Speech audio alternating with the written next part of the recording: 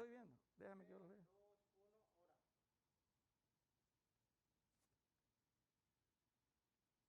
El gobierno de Tabasco y la Secretaría de Cultura recuerdan un hecho histórico memorable en la historia de México. Recordamos el fusilamiento de Maximiliano de Austria el 19 de junio de 1867. Miren ustedes, este personaje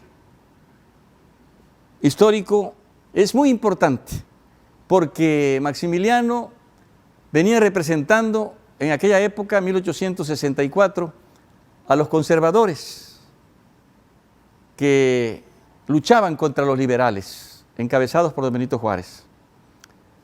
Hay que decirlo para que todo el mundo lo sepa o se enteren o lo recuerden, preferentemente la juventud de México y de Tabasco, de que en nuestro país, desde antes de la fundación de la República en 1824, ya existían las diferencias, ya existían los grupos contrarios que han luchado por conquistar la historia del país, por hacerse presentes.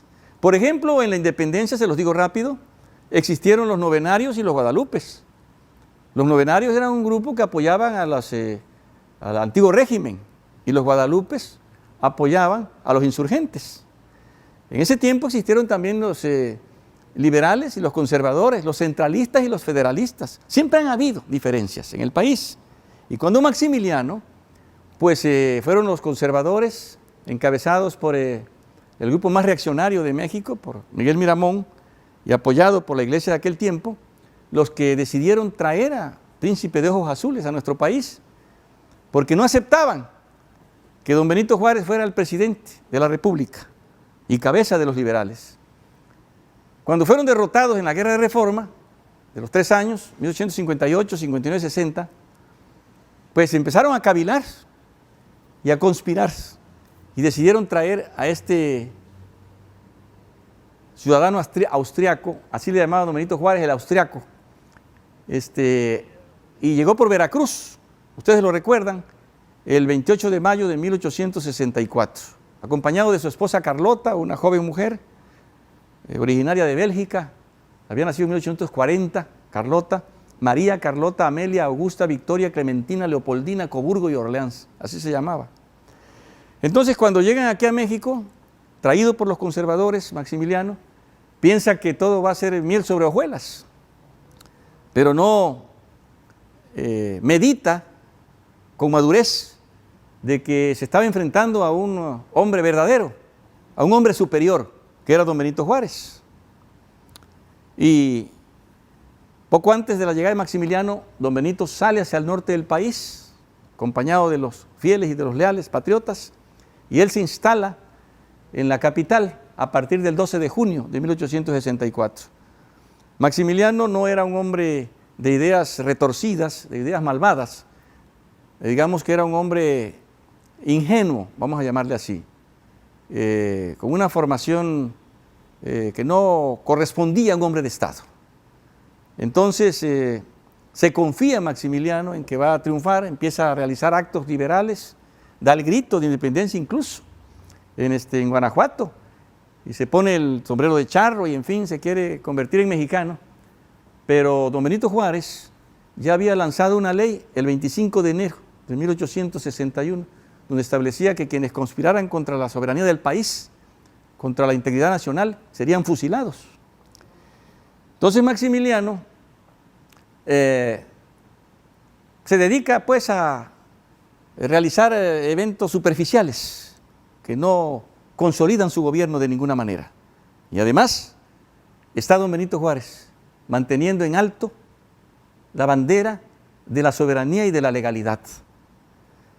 Un hombre forjado en el esfuerzo, en la lucha, don Benito Juárez, con grandes conocimientos, era muy estudioso, siempre andaba con un libro en la mano, don Benito. Estaba decidido a derrotar al austriaco y siempre confiando en la grandeza del pueblo de México. Y finalmente, cuando ya Maximiliano se ve desposeído de las fuerzas que lo apoyaban, el emperador francés, Napoleón III, Napoleón el Pequeño, decide retirarse y se traslada hacia Orizaba, donde el jefe de las fuerzas francesas, Bazaine, lo invita a abandonar el país, pero a última hora los que rodeaban a Maximiliano lo convencen de que se refugie en Querétaro. Y hay un misterio ahí flotando en la historia de México, de que por qué se regresó Maximiliano a Querétaro si ya estaba en Orizaba, para retirarse del país, para abdicar, cuando ya se veía que no tenía el apoyo del pueblo de México. Pues se dice de que tuvo un hijo con una señora Concepción Sedano de Cuernavaca, y que ese hijo que tuvo él, el único hijo que tuvo, pues lo retuvo aquí en México y decidió encerrarse en Querétaro, donde las fuerzas liberales republicanas de don Benito Juárez le ponen un sitio que comanda Mariano Escobedo, ¿no? el ilustre Mariano Escobedo, y finalmente lo capturan allí en Querétaro y lo someten a juicio militar, donde es condenado a muerte él, Miguel Miramón y Tomás Mejía, aquel indio célebre de la Sierra de Querétaro. Entonces, el 19 de junio de 1867, en el Cerro de las Campanas, es fusilado Maximiliano Miramón y Mejía.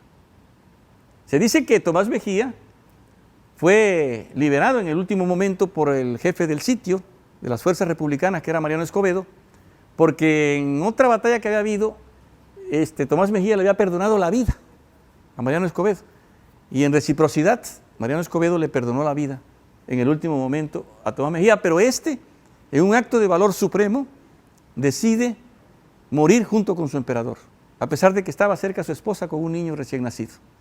Entonces son hechos históricos sobresalientes, pero aquí hay que decir algo finalmente, que en México siempre han habido los liberales y los conservadores, los que quieren el bien del pueblo de México, el progreso del pueblo de México, y los que se oponen a que el pueblo se ilustre y a que el pueblo mejore sus condiciones económicas y sociales. Siempre ha habido esos grupos.